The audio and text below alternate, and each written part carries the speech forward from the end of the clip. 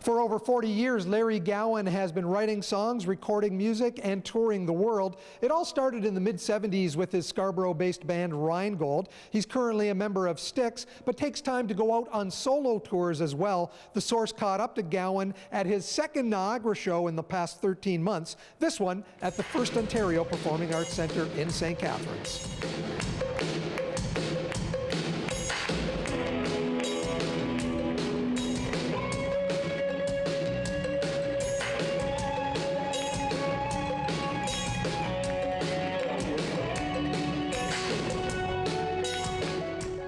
You've been doing this for over 40 years. If we go back to your time in Rheingold, tell me about that band.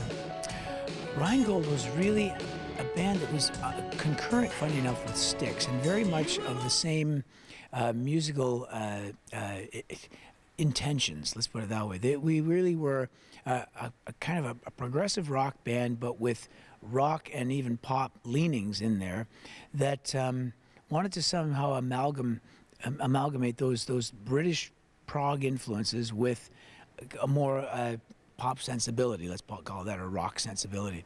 And Styx were one of the most successful bands at doing that, the most successful really outside of the UK. And I think we played so much around this area. Particularly, we played Uncle Sam's, Niagara Falls over and over. We played St. Catharines, Welland, Thorold, and we had quite a following. But it really, our timing was just a little past the peak of where people were interested in that, because disco was really dominating, and then right on the heels of that, punk came in, and we really kind of were caught in that little vortex. But funny enough, it's that type of music that band played that really has survived and continues to thrive. And the evidence of that is when I play in Styx, I sometimes look and go, this is basically what Rheingold was intending all along. If we look back on your heyday in the Juno Awards, if I looked at the 1985 Album of the Year, right? So your album was up there. Helix was on that list. Bryan Adams won it, I think, that year for Reckless.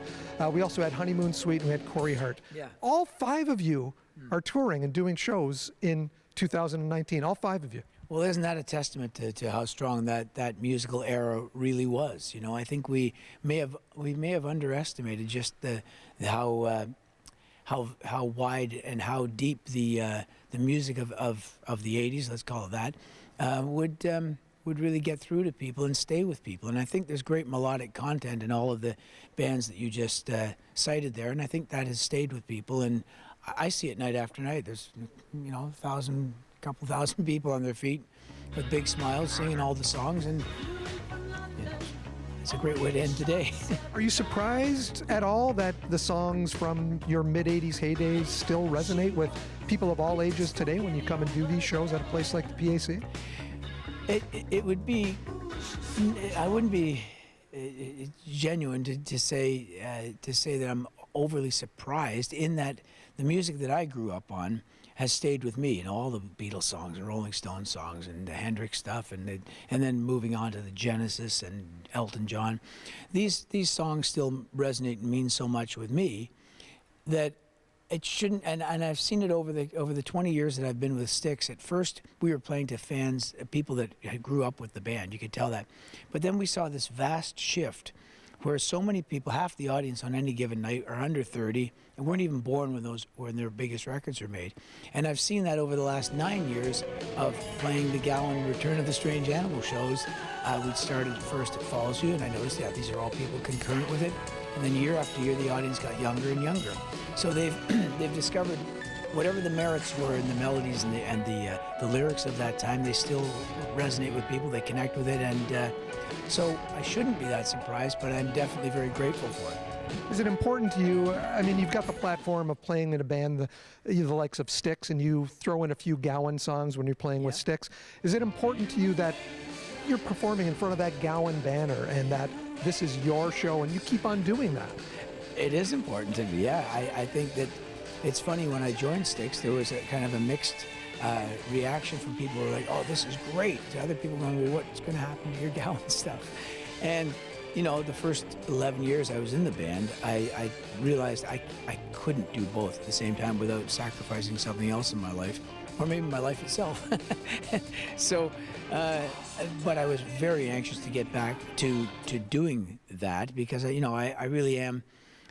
My soul is as a solo artist, but the fun factor of making music is very satisfied, and I'm playing with Styx, and they are just such a remarkable group of people to walk on stage with every single night and know just the power of that band. Still, the lyrics that, you know, came from me all along and melodies, etc. of the Gowan era, I never want to lose that ever.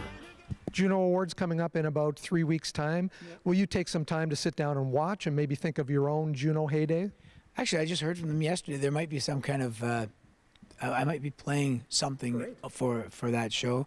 We shall see. Even a seasoned veteran performer like Lawrence Gowan hits a snag on tour every once in a while. A recent miscalculation on stage led to a gruesome scene in Montreal. The Montreal incident, yes, of course. The infamous. Yeah, on Sunday night we were playing, it was their 6th show in 6 days. And, you know, you get pretty loose and pretty confident, and maybe a little too overconfident. And right after the drum solo, when I came out and everyone's up, you know, the audience is all up on their feet, I jumped up on the drum riser, which is normally 18 inches high, and that night it was more like closer to 4 feet high. And I miscalculated. And the drum set was looking at me kind of funny, and I didn't like it, so I headbutted it as hard as I could and got 9 stitches here and 3 up here for a total of 12, so I can still add, so I'm not so bad.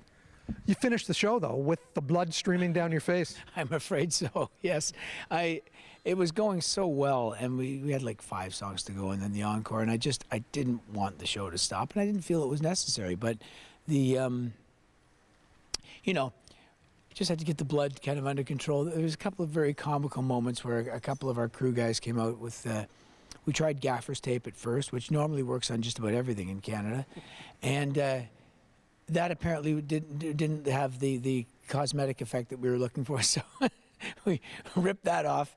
And I said, I do have some surgical tape up in the dressing room. They went and got that, and we stuck that on there in a Band-Aid, but it was profusely bleeding. But I was fine. Your head bleeds a lot, and maybe I needed to lose a little, maybe a pint or 2. It's going to be a cool-looking battle scar.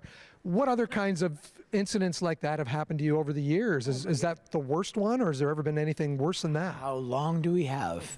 No, I've many incidents of that, and quite often some of the worst ones are ones that the audience never knew even happened, because you just kind of, your adrenaline is so, something happens to a person on stage, and I wish it on everyone, because you really don't, pain and the natural course of things in life suddenly don't really correlate in the same way, and I always feel, you know, a very euphoric state, you know, on stage. It's just part of what the show is, I suppose. But this spinning contraption over here, if you get a shot of it after, you'll see that there's been all kinds of mayhem over about nearly 30 years now that's ensued from that thing, and I could go on and on.